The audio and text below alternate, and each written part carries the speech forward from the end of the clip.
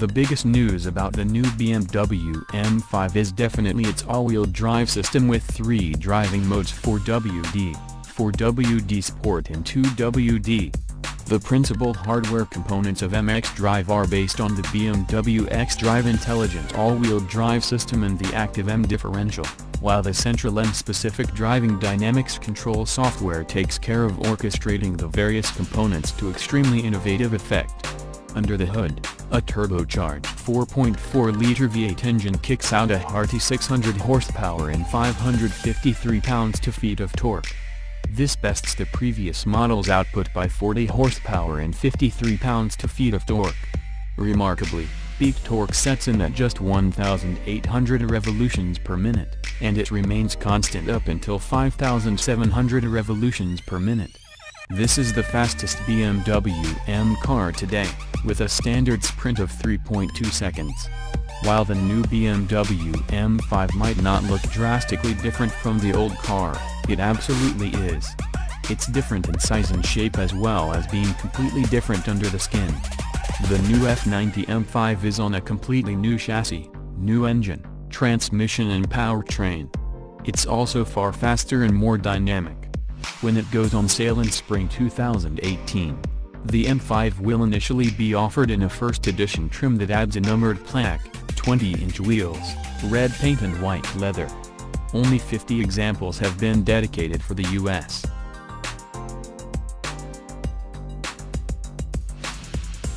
Now it's launching a stunning convertible at the Pebble Beach Concord Elegance. Meet the Vision Mercedes-Maybach 6 Cabriolet. Stretching some 236 inches in length, this Maybach is grandly proportioned. It's not made for tight parking spots, it would claim the prime space in front of any venue anyway. Powered by a 738 horsepower fully electric powertrain, the Vision Mercedes-Maybach 6 Cabriolet is said to be able to travel more than 200 miles on a charge. A quick charging system can add 60 miles of range in 5 minutes, the company said. There are 4 electric motors, one for each wheel, allowing for all-wheel drive and torque vectoring functionality. Performance claims include 0 to 60 miles per hour in less than 4 seconds and a top speed governed at 155 miles per hour. Executed in nautical blue metallic and fitted with 24-inch wheels featuring 26 spokes and a rose gold center lock, the Vision Mercedes-Maybach 6 Cabriolet is the open-top version of last year's coupe concept that took Pebble Beach by surprise. Up front, a grille with 25 vertical slats represents the new face of the brand. You will see it elsewhere in the future. The fabric top features rose gold threads, and it opens to reveal an incredibly sophisticated interior with a classic 2-spoke steering wheel, futuristic lighting effects, quilted leather inspired by Chesterfield sofas, and open-pore wood with aluminum accents. The digital instrumentation incorporates physical needles, elements that Daimler describes as hyper-analog. The planked wooden floor plays up a maritime theme. Being an electric car, the 6's incredibly long front end, with its twin center-hinged hoods, doesn't house a conventional engine. Maybach has decided to put the space to other uses, with compartments dedicated to specially fitted luggage, umbrellas, even silverware. It's a playful element in a hyper-luxury car concept with a serious purpose, to underscore Daimler's commitment both to electric mobility and to the Mercedes-Maybach brand.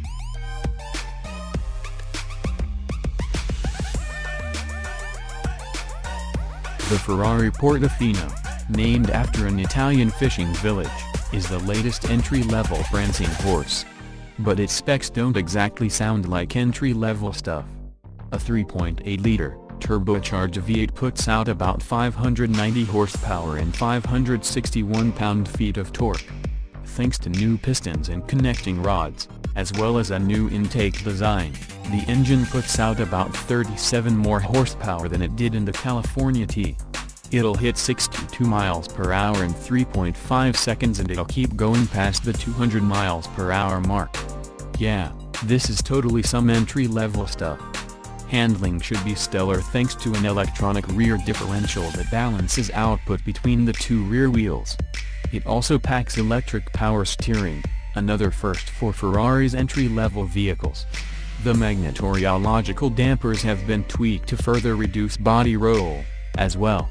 The Portofino, like the California before it, features a retractable hardtop that doesn't eat up 100% of the trunk space when it's towed. Hardtops are heavy, but Ferrari balanced that out by making the Portofino lighter than the California T. Style-wise, the Portofino borrows the general shape of the California, but the front end and its LED headlights look far more aggressive than the California ever did. Out back, it's got a dash of 488 GTB thanks to its round taillights. Inside, there's a new 10.2-inch infotainment screen, a revised air conditioning system and a new steering wheel. The 18-way power front seats have a slimmer back that improves rear seat legroom, and a new wind deflector cuts in-cabin airflow by about 30%. The 2018 Ferrari Portofino will make its official debut at the 2017 Frankfurt Motor Show in September, and it will likely go on sale sometime in 2018.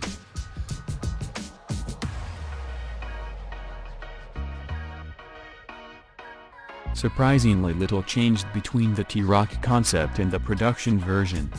It still sports slim headlights that blend with an also slim grille. Its fender flares are still well defined, and there's a dash of off-color cladding surrounds the wheel wells and covers the side skirts. In fact, it'll be the first VW you can order with a two-tone paint job. You can get a second color on the roof, A-pillars and mirror caps. It's the same story out back. The tailpipes are mounted high, and the taillights are reminiscent of the LED units in the new Tiggan. Of course, the T Roc Concept's convertible roof didn't make it to production, but it wasn't ever really assumed that it would. Speaking of powertrain things, the T Roc will come with a whole bunch of engine options. Europeans will get to choose between 3 different gas engines and 3 different diesels, some of which are available with a manual transmission. Front-wheel drive is available for buyers who don't want or need AWD. In terms of safety systems, the gang's all here. Standard features on all T Roc models include autonomous emergency braking, lane keep assist and a post-collision braking system that keeps you from starting a chain reaction after being rear-ended. Adaptive cruise control and parking assist are optional. The interior is pretty close to most modern VWs, with a few major differences. There's a major dose of color that makes its way down the center console and around the entire front half of the car.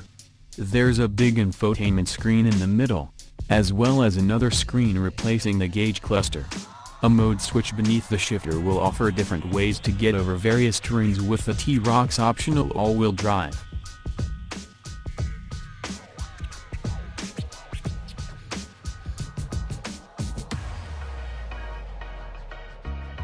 For more than a year, we've seen teasers and spy shots of the next-generation BMW Z4 convertible. Beyond sharing a platform with the new Toyota Supra, details have remained scarce. Simply put, the Concept Z4 is long, low and wide and contains just about every modern BMW styling characteristic and flourish. The aggressive forward-canted grille packs kidney bins large enough to mince any wandering roadside animal. The requisite quad headlights are stacked rather than side by side. The angular lower dam is reminiscent of every M or M Sport BMW model currently available. The slim LED taillights flow up at the edges, just like on BMW's current range of cars. The long wheelbase and short overhangs give the Concept Z4 a sharp profile. The silver humps from the roll bar descending from the headrests down into the bodywork are particularly striking, recalling open-top race cars of the past. The slim mirrors accent those bars in the same shade of silver. The fenders feature large air outlets, with the top edge following past the hood over the door and up over the car. The whole thing creates a deep, muscular shadow along the flank. Inside, the Concept Z4 is a futuristic take on the traditional driver-oriented BMW cockpit. Everything is canted toward the driver, with a slim air vent the only real piece of trim on the passenger side. The iDrive controller is still there, but most of the buttons and knobs have been changed. The shifter and steering wheel are also unique to the Concept. The biggest change may be to the instrument cluster. For decades, BMWs have traditionally featured two large round gauges flanked by smaller readouts. This squares off those gauges, though the tach and speedo are still front and center. Look for the production Z4 to make a full debut sometime in the next year.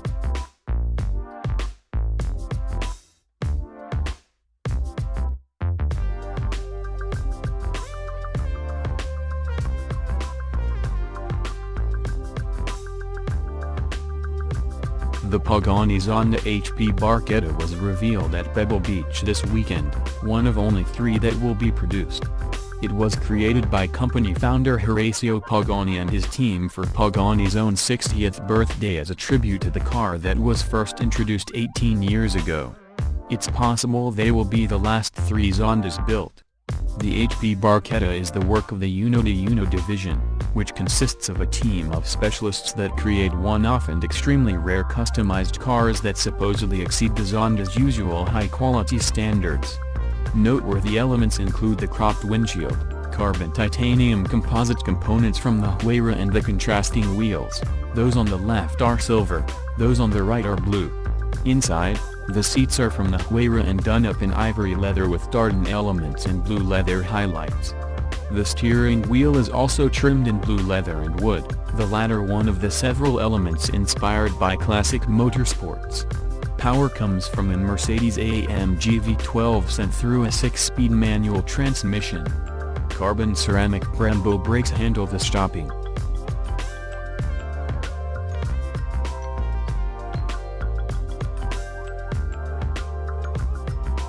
The 2018 Audi A8 is the flagship sedan for the luxury German automaker, a rolling statement of success that competes in the rarefied air of executive haulers like the Mercedes-Benz S-Class, BMW 7 Series and Lexus LS. Audis have long nailed a fine balance between comfort and performance, all while showcasing the brand's tenacious quattro all-wheel drive system and futuristic technology. These characteristics remain true of the 2018 A8 even as it enters its final year of production before an all-new version arrives. The high-performance S8, meanwhile, takes all this and adds over 600 horsepower to the recipe. While 2018 marks the last of this current-gen A8, Audi's flagship still has a lot to offer those seeking a posh and polished German luxury sedan. 2 gasoline engines are available for the 2018 Audi A8 sedan, both connected to a smooth 8-speed automatic transmission. The A8 3.0T uses a supercharged V6 while the 4.0T Sport gets a turbocharged V8, both of which have fuel-saving start-stop technology.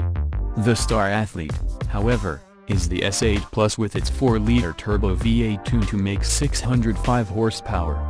With a blistering 0 to 60 miles per hour time of 3.7 seconds, the 2018 S8 will embarrass many sports cars. All A8 and S8 models include quattro all-wheel drive.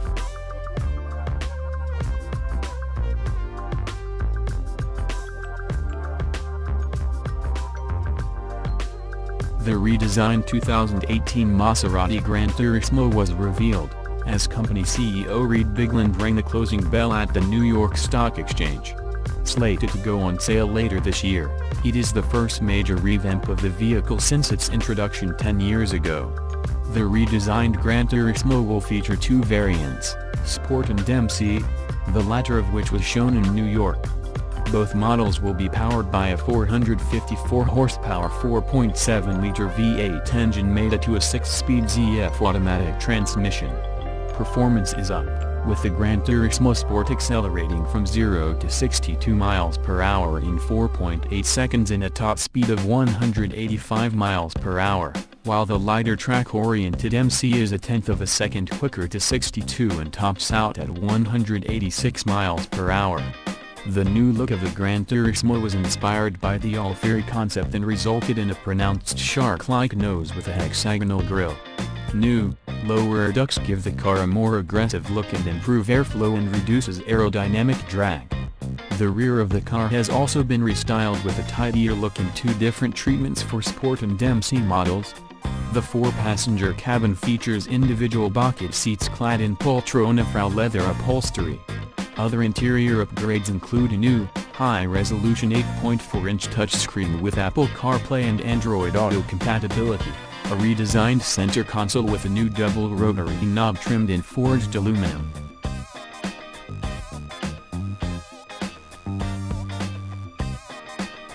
Porsche has made its presence known at the Goodwood Festival of Speed by unleashing the most powerful street-legal 911 ever. The 2018 Porsche 911 GT2 RS delivers 700 horsepower and 553 pounds-feet of torque from its 3.8-liter twin-turbo flat-six. Thanks to the new engine, the 911 GT2 RS hits 60 miles per hour in a Porsche estimated 2.7 seconds. On the track, top speed is 211 miles per hour. Compare that to the outgoing 2011 Porsche 911 GT2 RS, which was estimated to hit 3.4 seconds and a top track speed of 205 miles per hour. Most impressively, the new model has a 80 horsepower and 37 pounds-feet advantage over its predecessor. Based on the engine in the 911 Turbo S, the engine in the new GT2 RS boosts performance even further with a new additional cooling system and larger turbos that push a greater volume of air into the combustion chambers. The flat-six pairs to a custom GT7 Speed PDK transmission. Red Alcantara, black leather, and carbon fiber accents fill the cabin. Both driver and passenger get full bucket seats with carbon fiber reinforced backrests. Audio, navigation, and other creature comforts are also part of the interior. The standard Porsche Track Precision app enables drivers to record and analyze their driving data on their smartphones, while the optional Chrono package gets a built-in performance display for viewing, saving, and evaluating lap times. Although we'll have to wait several months, we can expect to see this sports car on our shores.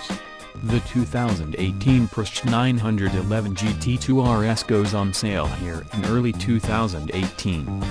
Prices start at a whopping $294,250. New hypercars from unknown manufacturers consistently appear out of nowhere, and at last month's Le Mans 24 Hours, the latest entrant debuted right under our noses. Beyond the weird decision to debut the vehicle at Le Mans rather than an auto show, the car in question comes from a company we bet you've never heard of, DSD Design and Motorsport. That name might not roll off the tongue like Ferrari or Lamborghini, but we can tell you it hails from Spain and is dubbed the Boreas after the Greek god of the north wind. From a design standpoint, the Boreas is certainly attention-grabbing. It adopts a typical supercar shape and has a front end dominated by a steeply rigged hood, McLaren-inspired carbon fiber air intakes and a curvaceous windscreen that flows uninterrupted into the roof. The intriguing design touches then continue at the rear with a carbon fiber wing, two taillights, a Bugatti Chiron-style central lettuce strip and edgy tailpipes. No details have been given about what will power the Boreas, but it will allegedly be a hybrid powertrain with more than 1,000 horsepower on tap. This should make for a 0 to 60 miles per hour time of less than 3 seconds and a top speed around 236 miles per hour. Production is expected to start in December. We'll believe it when we see it.